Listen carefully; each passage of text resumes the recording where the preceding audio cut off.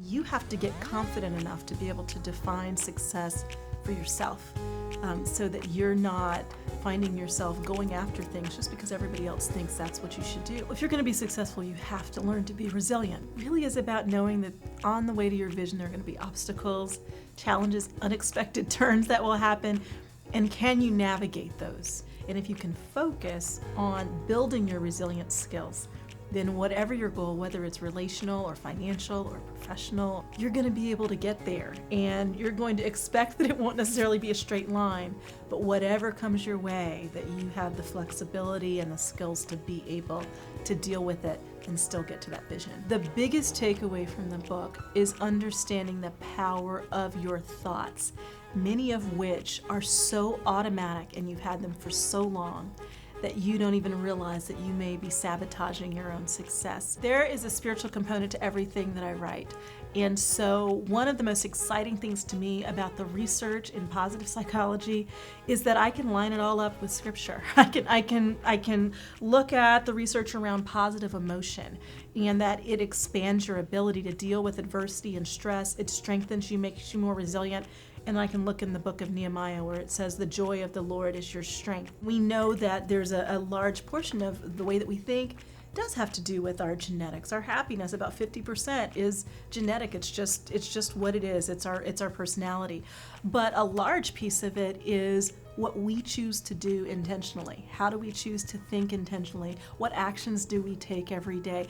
How do you set yourself up for success? I talk about that in this book. How do you determine the circumstances that uniquely help you to be able to succeed? It was really an honor and a wonderful surprise to be included on the Ebony Magazine Power 100 list. I know a part of the reason that they selected me apparently has to do with the CAP Institute, my work in positive psychology and coaching, as well as the segments that I've been doing with CNN. So I'm just really thankful to CNN for that opportunity to be able to speak to their viewers on a weekly basis, and really thankful to the companies, the organizations, the churches that allow me to go out and speak, the coaches that we've been training.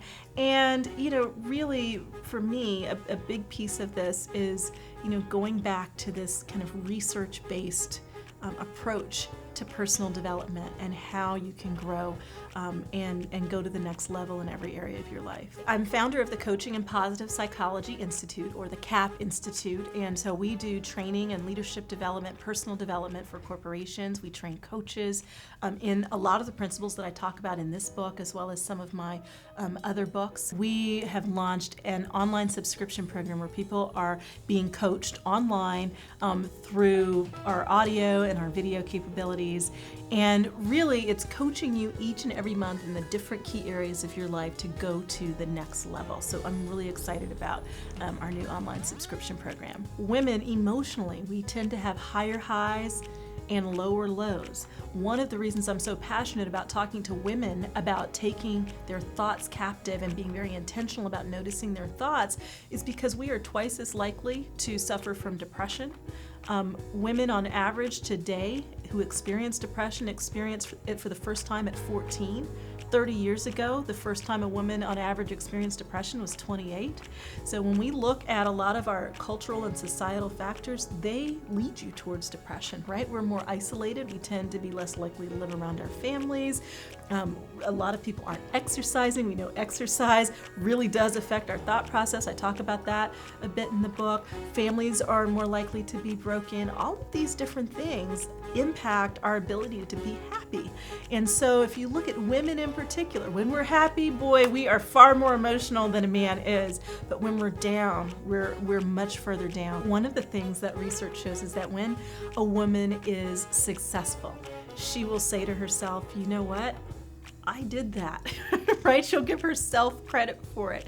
She will notice not only that she did it, but she'll notice the strengths that she employed to do it, and she will apply that to other areas. So in other words, you know what, I had this really great success at work. I bet that also means that I can have this success in this community project that I'm working on or in my relationship. I can take that same strength that I had here and I can apply it there.